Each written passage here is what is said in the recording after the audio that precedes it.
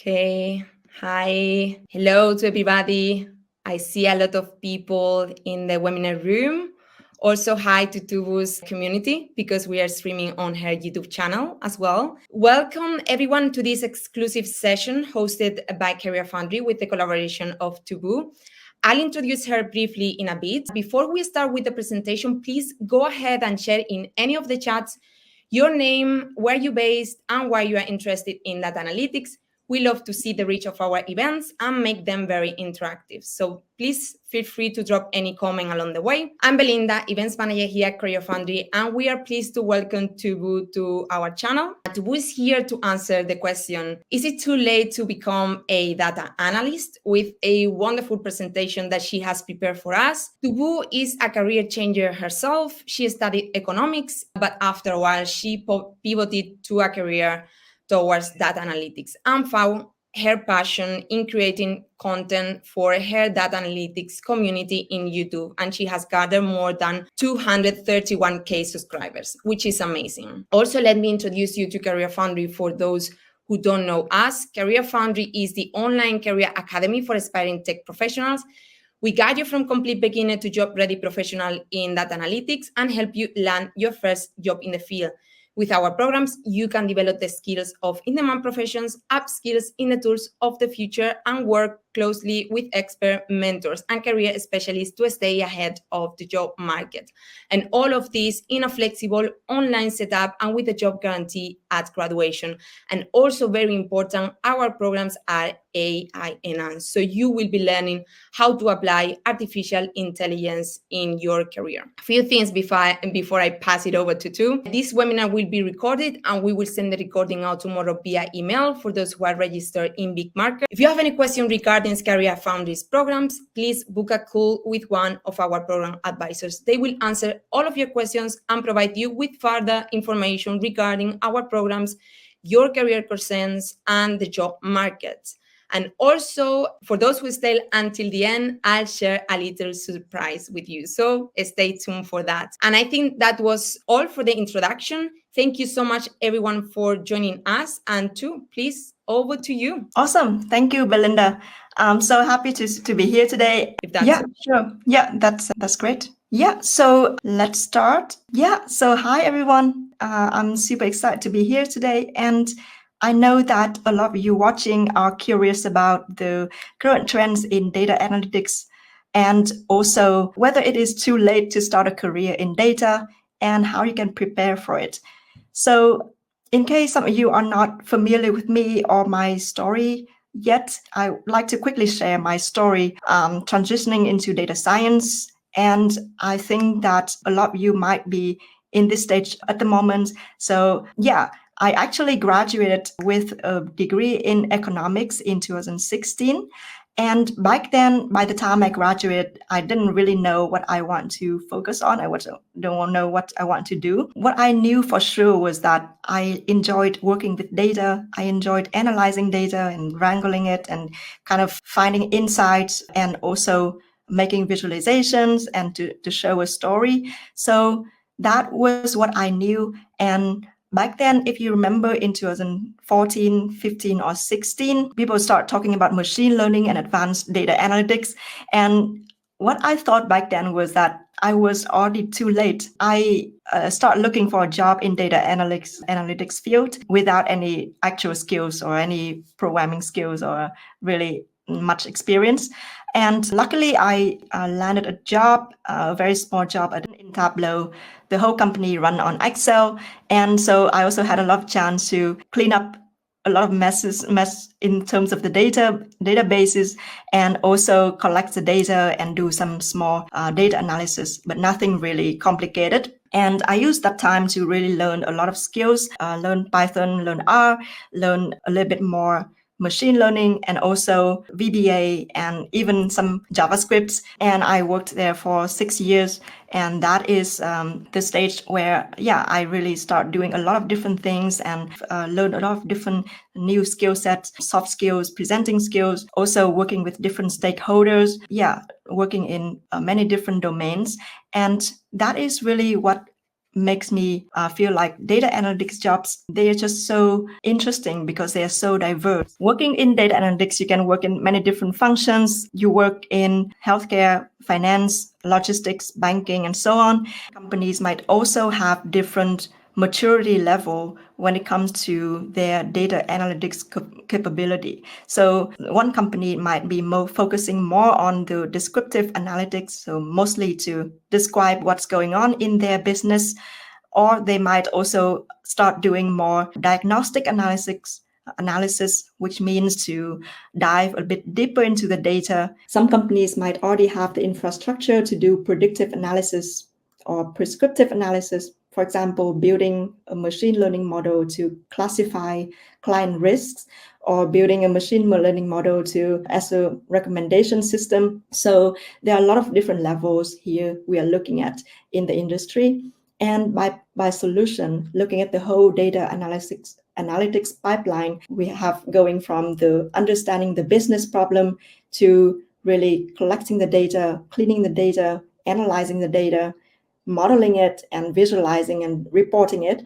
And so you might also have different data analytics jobs that focus on one or multiple solutions that the company has. And data jobs are growing. If we look at the projection of the employment growth in the data analytics jobs, which is really broad. But if we look at the projections for 10 years between 2021 and 2031, you can see that overall, the average growth of all occupations in the economy is around 5%.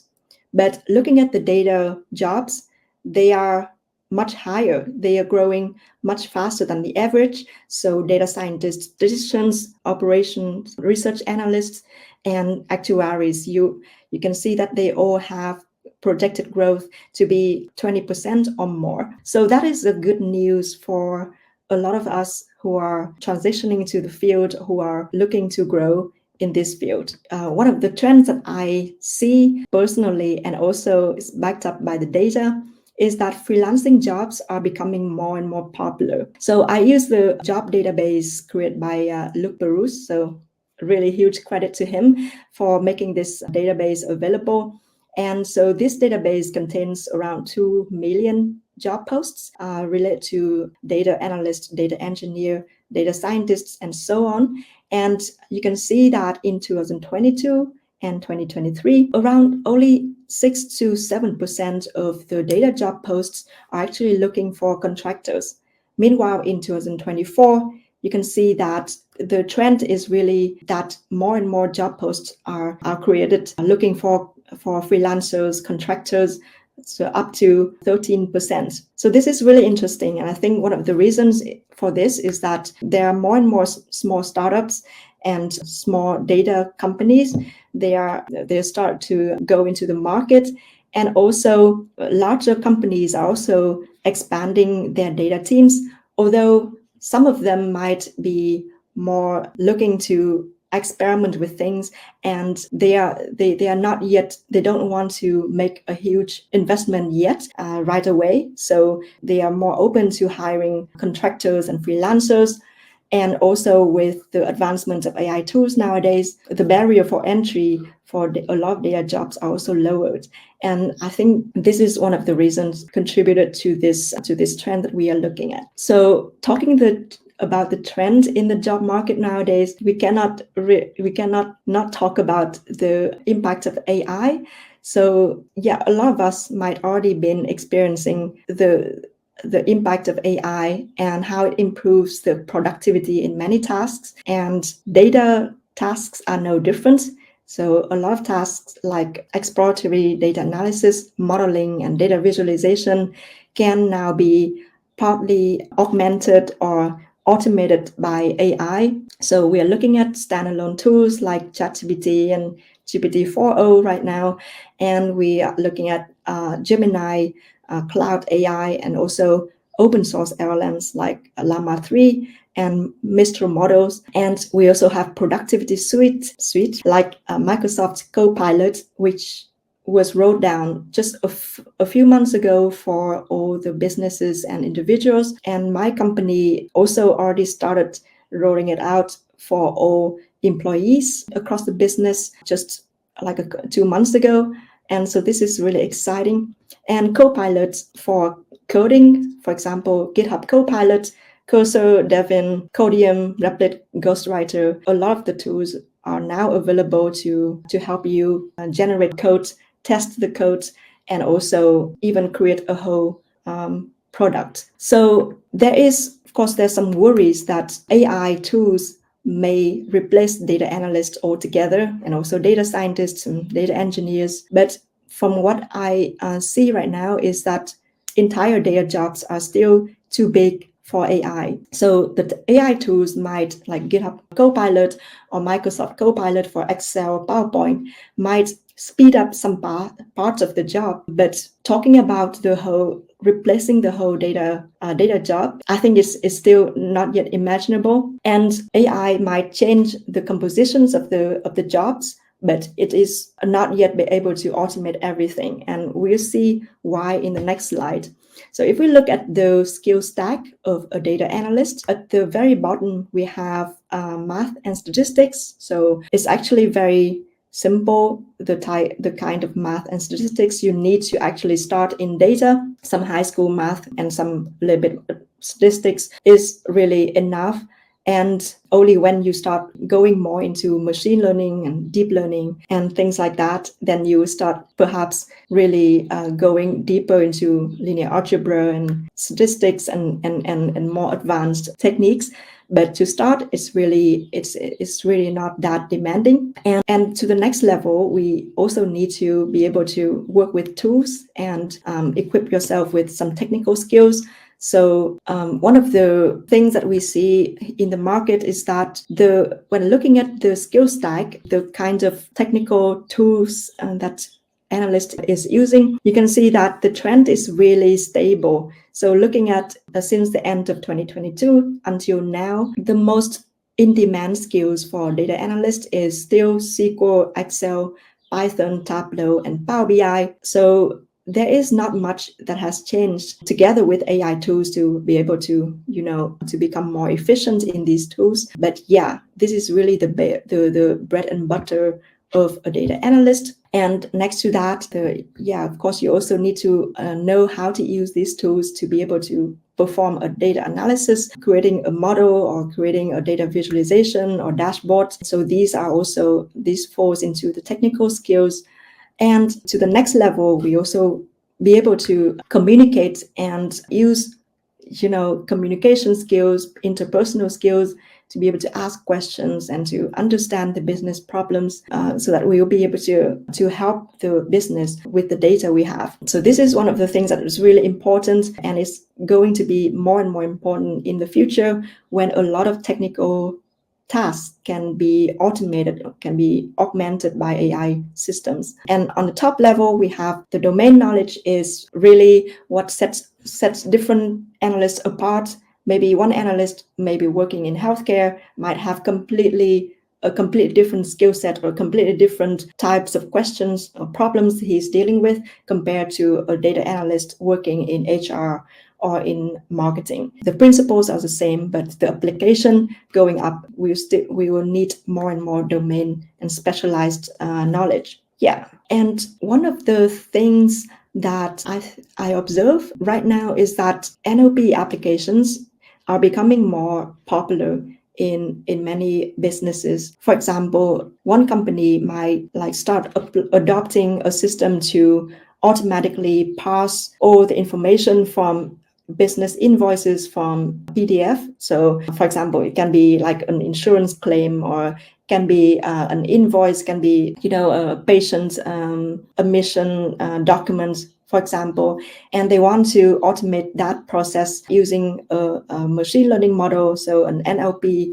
system or large language model, to be able to pass relevant information and put it into a database inside the company. As a data analyst who is working using this data set collected from this system and do stuff with it, you want to be able to also understand how those applications work, and maybe you will be able to spot certain things that don't work very well, or you might be able to recommend the business, make some recommendations for the business. So having at least some high over understanding of NLP, how it works, large language models, and how these language models work, I think they are going to be really important and also very useful skills to have. I think a lot of companies are also now implementing chatbots in their system for whatever reasons, even if it's not needed. So I would like to point out to this trend. It seems like there's a lot of things to learn and a lot of skills to master. What are the learning pathways that you can follow? So in general, there are two different pathways. The first pathway is to completely self-teach yourself and to combine that knowledge cleverly with your domain knowledge and your previous working experience to be able to set yourself apart as a candidate. Or the other pathway is just take a data analytics degree or a boot camp and then also self-study on the side for whatever else you need. A data-related degree might be a degree in statistics, a degree in business analytics, of course, data science, machine learning, or also be it psychology, computer science, BI, IT, whatever that is a little bit analytical focused. So we are looking at a broad range of types of degree that might be relevant. And a bootcamp, for example, might be the CareerFoundry data analytics program, which Belinda knows a lot more about that than me. She might also give some information about that later. And a degree is good to have, but it's not a must for data analysts. If we look at the data regarding the job posts for data engineers, data analysts, and data scientists, you can see that around a third of the job posts for data engineers and data analysts don't actually mention a degree requirement, versus for data scientists, that percentage is really small. It's only 7%. And that is a very interesting thing to think about, because I think this doesn't really mean that a degree is useless or a degree is not at all important. But I think this data shows us that in relation to work experience and in relation to proficiency in different software and different skills, then a degree might not be as important as those experience and actual skills for data engineers and data analysts. So that comes to the part where, okay, we have all the knowledge, we know all the trends, we know exactly, okay, what is more important and what it might be less important. So how can you prepare for a data career? And if you're applying for a job or if you're graduating from your study, how can you prepare most effectively? I think one of the things that I preach on my YouTube channel, and also the advice that I always give to people, is to stand out with a portfolio of at least 3 to 5 projects, like personal projects. Make them interesting, at least for yourself, and make them personal. I generally advise against downloading datasets on Kaggle and just use those datasets and do the same kind of analysis as so many people who are using. Although it is good for practicing your skills, I think it's still not personal enough. And when you talk about your project in an interview or in your showcasing them on your portfolio website, you want to make it personal so that people understand why you made this project, what it means to you, and also, to understand you a little bit better. Meanwhile, also knowing what kind of skills you have through this project. And I would also advise to document and present it nicely, whether on a blog post or on your website. And if you have the code for the project, just post it on GitHub and link it to your blog. And I'd like to now to show you some of the examples of the portfolio websites that I came across, and some of you also shared it to me. Let me share my screen to make it more tangible for you. Yeah, let me share my, okay. So first of all, I'd like to go to a portfolio website from Anuba. Anuba is, he's trying to showcase his skills in Python and R, and he's also trying to show a little bit of his some of the projects that he has done. And on a portfolio website, it's actually just very simple. You don't need to make it too fancy or so. Just need to write a little bit about yourself, link it to your GitHub or LinkedIn profile, and you can show some of your projects that you are most proud of. So for example, here Anuba shows us a project, and he always follows the same structure. So the concept, the data, what's the data that he's using, the process, and also if it's a machine learning project, then you can show, okay, more detail, what are the algorithms or methods or techniques that you use to tackle different challenges. A second portfolio website is from Leica, and Leica is looking for a data analytics job in marketing, so to become a marketing analyst.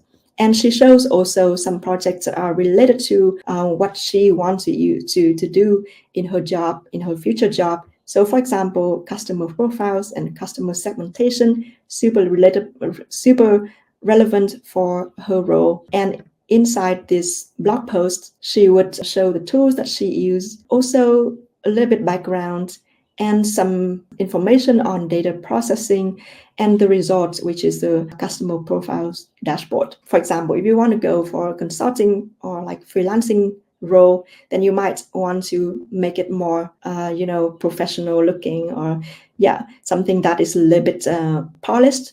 So this is, for example, from Naledi, and she shows her portfolio in terms of visualization, storytelling. And so I think there are a lot of different ways to showcase your skills depending on what kind of work you are looking at, and also the skill set that you want to showcase. And here's some blog posts that she made to dive deeper into her process. So this is. Let me quickly stop this screen share. I actually. Stop sharing.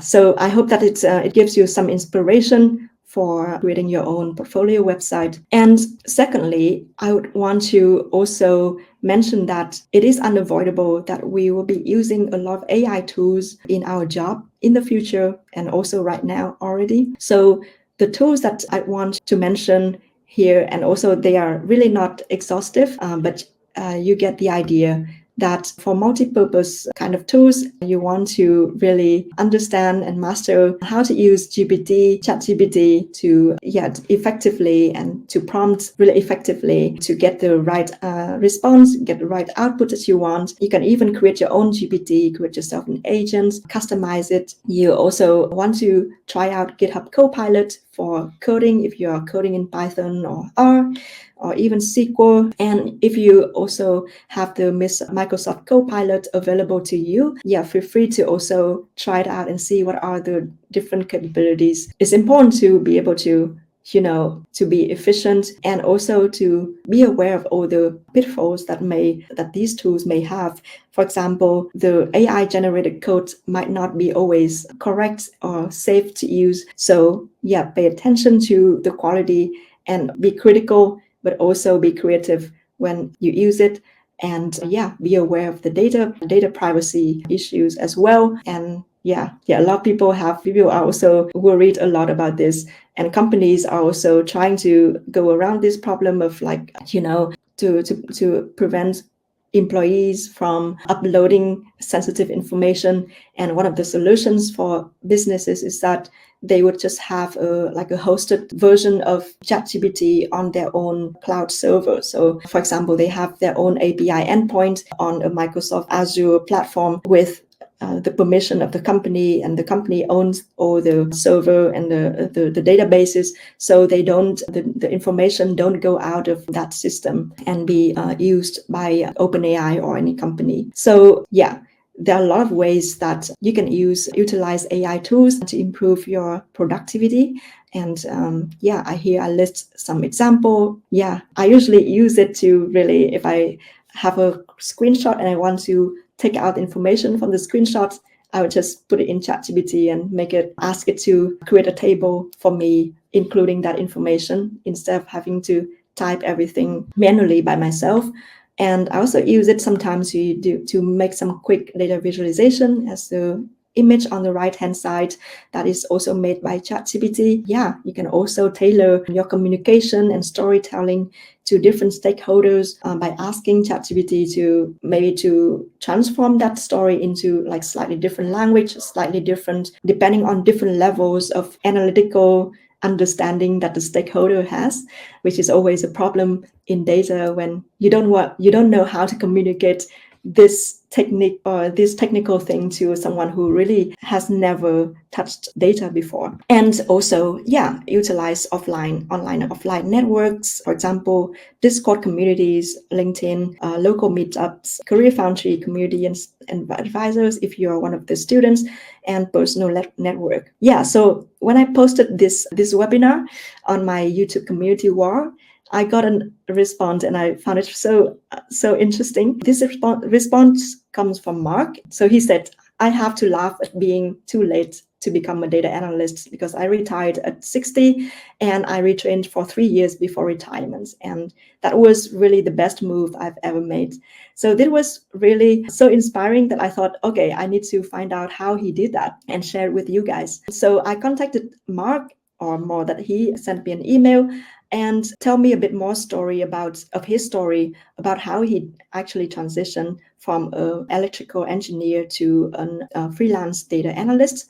So what he did was that when he was in his previous job, he self-studied with some online courses from statistics.com and DataCamp, and then he practiced those skills on the data that he has access to at the company that he was working at.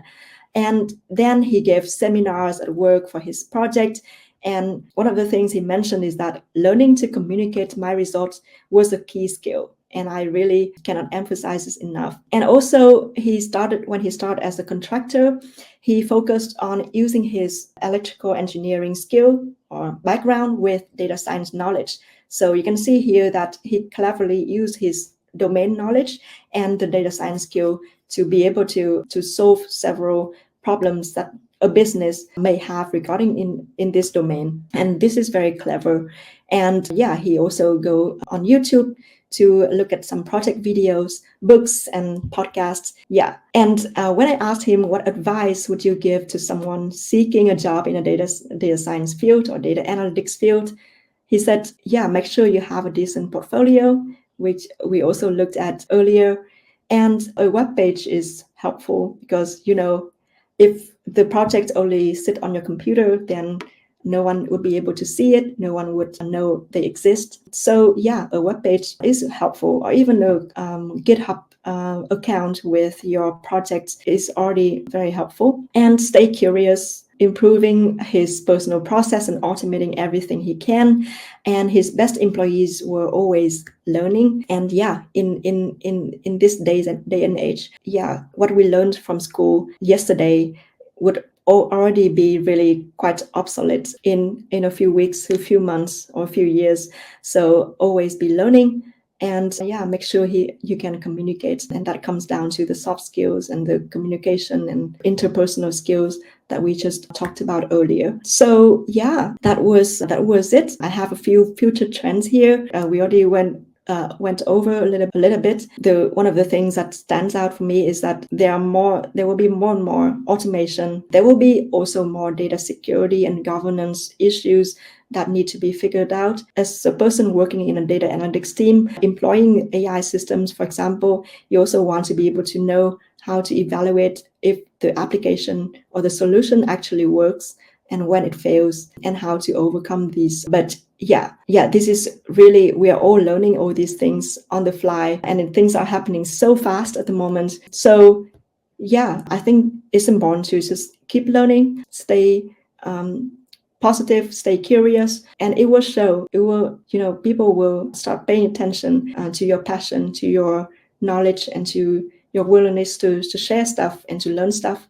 So yeah, that is it. And thank you for listening in the past hour. I'd like to give the word to Melinda for taking questions and address any things that you guys, some burning questions you have in the Q&A. Thank you so much. I love the way you close your presentation. Seriously, super inspiring. I really, really loved it. So thank you so much. Also, thank you for carry on with this wonderful presentation. I know it's not easy to do a presentation after the little stress of going, being in charge of streaming, and we had problems, and, it happens. And I would like to say from our sides, from both sides, that we met twice before the webinar to check streams, to make sure that all went well, also the sounds. But at the end, even though you do all of those tests, things happen. But the important thing is to carry on and solve it. So thank you so much too for solving and making a wonderful presentation. I hope everyone enjoyed it. Now it's time for questions. We have so many too. So yeah. But my big question that I have for you, so is it too late then to become a data analyst? Yeah, one of the questions is that it is, I hope that I also made the case when I shared story about myself 8 years ago, when I thought I was also too late. But I wish someone told me back then that everything just got started and you are really not too late at all. So 8 years forward, I think things have changed, and a lot of the skills are now quite different compared to when I started. But I think, it is not too late if you're continuously learning. And there are so many skills that you need to be a good data analyst, or in terms of your additional skills or experience. So it's never really too late to start. I think a lot of people also are looking at becoming a freelancer, or also start your own business. So one of my colleagues, or former colleagues, also started his own data science consulting company in Colombia. And so the market is always going, and there's always new demands. So I think it's never too late. Great. I love to hear that. I guess also because the main reason of it is because it's a field that it's growing so much, especially because more businesses and more fields are adapting the role of data analysts, because they are super important for their strategy. So as long as the field is evolving and growing, there is a lot of opportunities. Absolutely. Yeah, absolutely. Even if there's an AI to do this analysis, there was still the need for someone who be able to verify the result, be able to check everything, and also to really oversight that process. So I think it is that is the learning these things, and also be open to like the roles, the new roles. That is the key. Wonderful. Thank you so much too.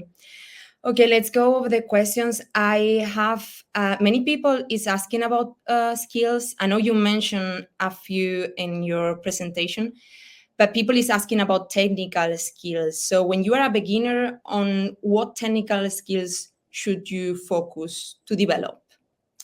In terms of technical skills, I think the most important thing, when looking at what you need to do, right, like to analyze data, you will need some sort of like tools to interact with it, whether you use Excel that kind of like already structure everything for you in a table and stuff, or you can also start looking at tools that are more flexible, like Python or R. In terms of technical skills to start with, I think learning Excel is like a good start. Really, to master Excel is a good start to start having that kind of like building your own kind of like the mindset to how to look at the data. What are the different elements of the data set? What are the problems that you can really visually see? What are the problems when you do data cleaning? And also, when you pass that stage, you can start looking at more tools that are like a little bit more advanced. Python, Excel, Alteryx, SQL is always in demand. So if you want to work with databases and SQL, I would recommend starting with SQL together with Excel are the two good starting points I would recommend. So SQL and Excel. We had a question from someone like asking about the tools and how to don't get overwhelmed. So I guess this is what you say. You can mention like so many tools like Python, R, and more, but the one that are the best for you to focus on, Excel and SQL, right? Yeah, absolutely. Yeah. Just to build your mindset, to start building your kind of like familiarity when working with data. That is a very good start. Yeah, especially to don't get overwhelmed at the beginning. Yeah. Okay. We have a question from Tom. I'm sorry if I pronounce anyone's name wrong. It's not my intention. Can you share some guidance or tips on making your data portfolio personal?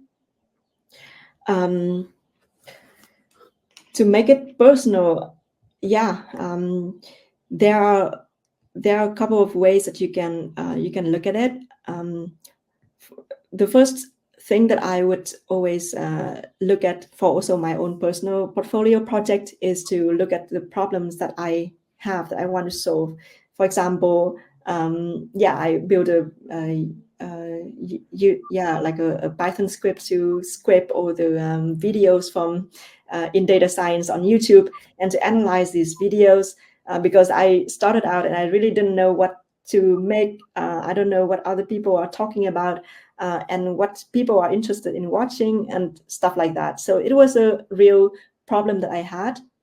The other thing is your interest. For example, if you go traveling somewhere, you might look at, okay, for example, I went to Vietnam a few months ago and I looked at, there's a lot of trucks, like trash picking trucks that pick up trash in the city, but the city still is like some corners still have a lot of trash. And I thought maybe I could use like satellite image or something to kind of like spot all the different locations that the trucks don't really go to. And and you can also go from your interests, your hobbies. If you're interested in books and music and sport, you can also analyze the data from those hobby. So I think that is one of the ways to make it more personal, to make it more interesting. And you can tell a story about it. So nice. Thank you so much. I love how you can use data to solve some issues around you that can help the world and lives. I love it. I loved it. Thank you so much too. We actually have a question from Priya. I love your unique projects. Can you tell us how to get the inspiration or ideas on projects? Please share any resource or source that you find ideas from. It's a great question. Thanks for following my project videos. Regarding how to make it unique, I think I like scraping my own data. I like collecting my own data. I download a few Kaggle data sets sometime, but I really didn't like them. I didn't understand all the things that are in that data set, and I also don't feel motivated. So one way to make it unique and make it nice for yourself is to scrape your own data, to collect them, and and I think that is something that I always try to do if I have the chance. Wonderful. I'm trying to go through all of your questions, so please bear with us. I'm mindful of the time, so let's take a couple of more too. Yeah, absolutely. We have a a very nice question from Estevia. What is the start point when you want to start a career in data analysis? What is the start point when you start? It's kind of like a trick question.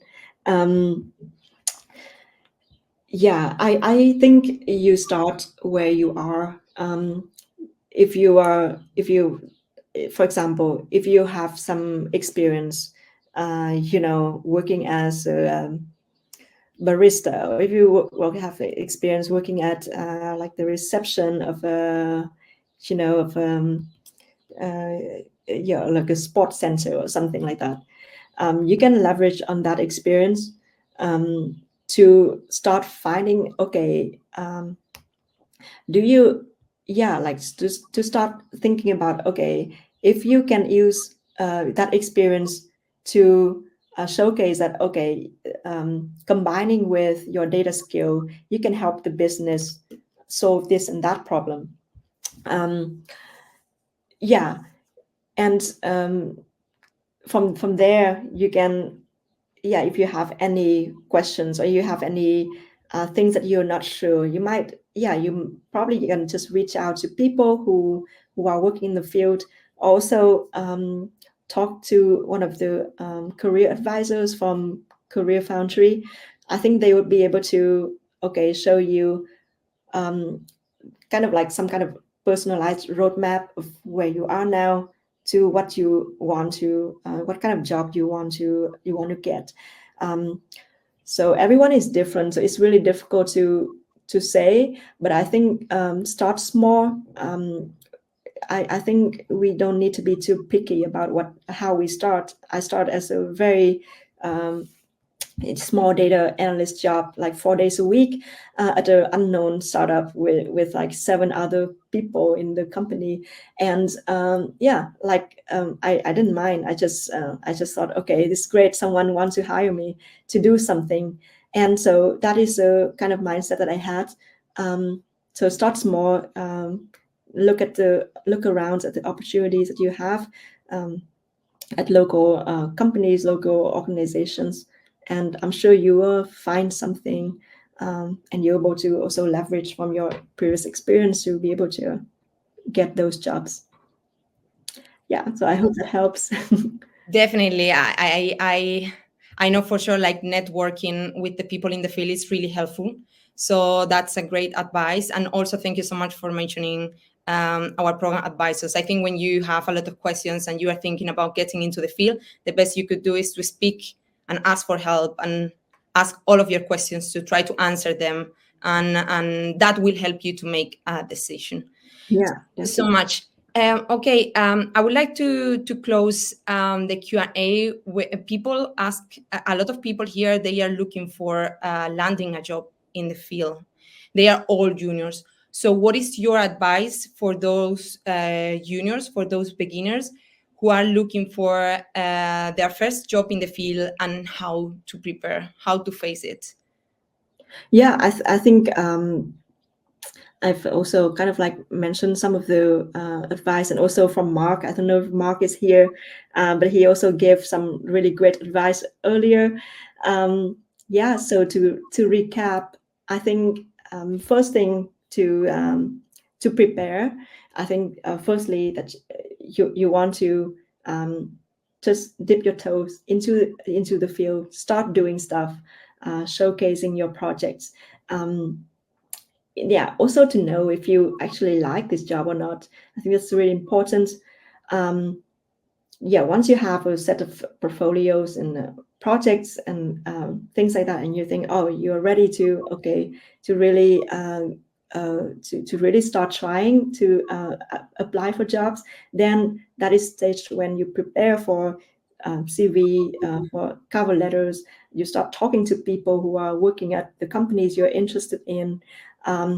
You start looking at the angles that you can approach the company, and you kind of like, okay, from your working experience, whether you have any network connections that you can use help from. And then and lastly, just keep on going, keep on learning new stuff and showcasing them. Nowadays, having some kind of like social media presence on the internet might help. That's what I tried. You might also just start small by making blog posts and post on LinkedIn, post on different forums and communities. Reach out to people. And so that's the things that I would suggest. But under the hood, there's so much more that you want to consider. So it's best to talk to someone who can advise you. Wonderful. Thank you so much too.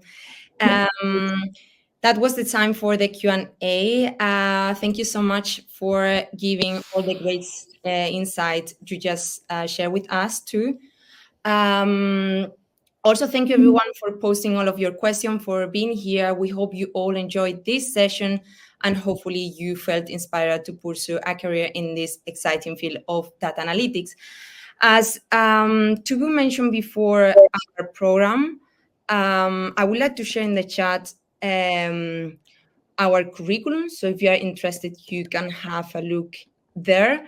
Also, before we close the webinar, I would like to share the little surprise I had for you. So if you have it clear and you want to make a career change into data analytics, thanks to this collaboration with Tubu, you can get 20% discount off of our data analytics program. So if you have it clear, I'm going to share in the chat a link where you can get that 20%. Give me just 1 second.